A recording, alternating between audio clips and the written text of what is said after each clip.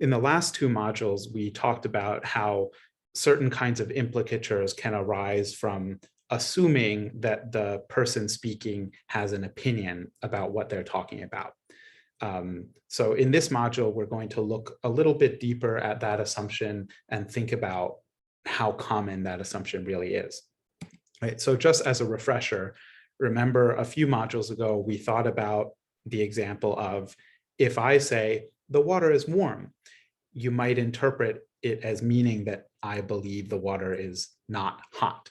And the way that we get there is, first you think about what's the more specific thing I could have said, right? I could have said the water is hot, but I chose not to. So I must not believe the water is hot. And that's the so-called weak implicature. And remember then the way that we turn that into a strong implicature is that you think I must have an opinion. If I open my mouth about this topic, I must have an opinion on it. And therefore, if I don't believe the water's hot and I have an opinion, I must believe the water is not hot. That second one is the strong implicature. So now we're going to focus on this step 3 of this procedure, the assuming that I had an opinion. So in some cases, this assumption might hold across the board, right? And so you might even argue that this is sort of a default assumption that we always have, because why would someone talk about something they don't have an opinion on? So this is sometimes called the opinionatedness assumption, or the competence assumption, meaning the person is competent to talk about what they're talking about. But in this module, we're going to look at one example where it seems that this assumption does not hold. So we're going to look at an example of disjunction, or sentences with or in them. So imagine that some people are watching one of these kind of game shows on TV where there's a prize hidden behind some door. And maybe you just walk into the room, so you don't have all the context, and you ask them what's going on. And one of these people says, there's a prize behind door number 1 or door number 2. So let's think about what this utterance means. It actually has at least 2 potential implicatures associated with it. So the person who said that, she doesn't believe there's a prize behind door number 1, and she doesn't believe there's a prize behind door number 2. Right? The idea is that there could be a prize behind either one of them, but she's not confident to say that she's certain there is one. So let's look at how we get one of these implicatures, and the other one will work in the same way. So first of all, when she said there's a prize behind door number 1 or door number 2, we might think she could have said there's a prize behind door number 1. If she already believed there's a prize behind door number 1, she would have said that, presumably, if she's being a cooperative speaker. So because she didn't say that, she said something else, right? She said there's a prize behind door number 1 or number 2. So we must assume that she doesn't believe there's a prize behind door number 1, right? This, again, is the weak implicature. And for door number 2, it works the same way, right? She could have said there's a prize behind door number 2, but she didn't say that. So she must not believe there's a prize behind door number 1.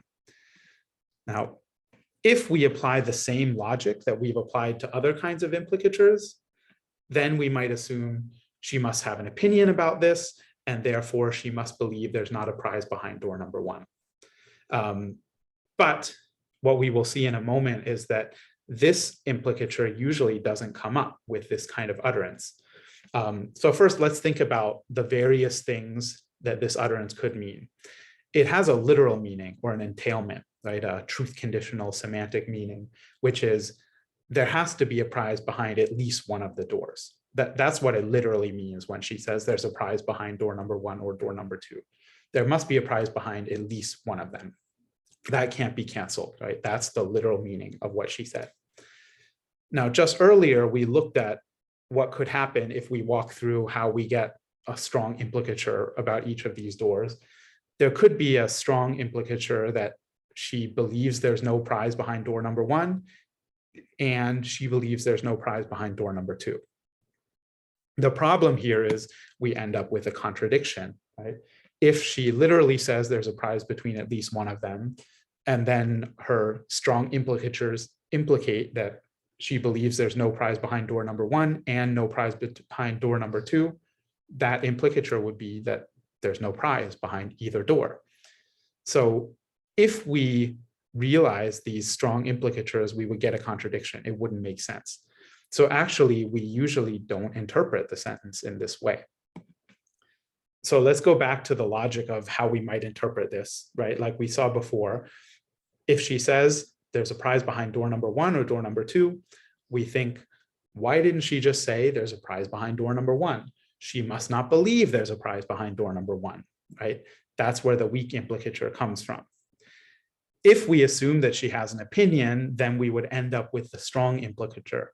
And as we saw before, that would yield a contradiction and it wouldn't make sense. So what we end up with is we have to assume that in this kind of sentence, we don't do those last two steps, right?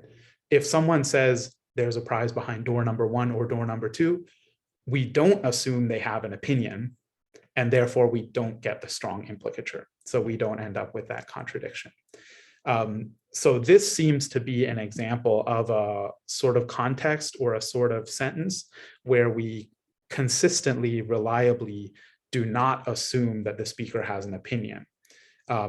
So therefore, the kind of recipe we saw in the previous modules about how we understand a scalar implicature, right? How we think that a person saying the water is warm might mean that they believe the water is not hot. It seems like that recipe does not apply in all situations, right? There are certain situations where we don't assume the speaker has an opinion, and therefore we don't get the same kind of implicatures. We don't necessarily get the strong implicature.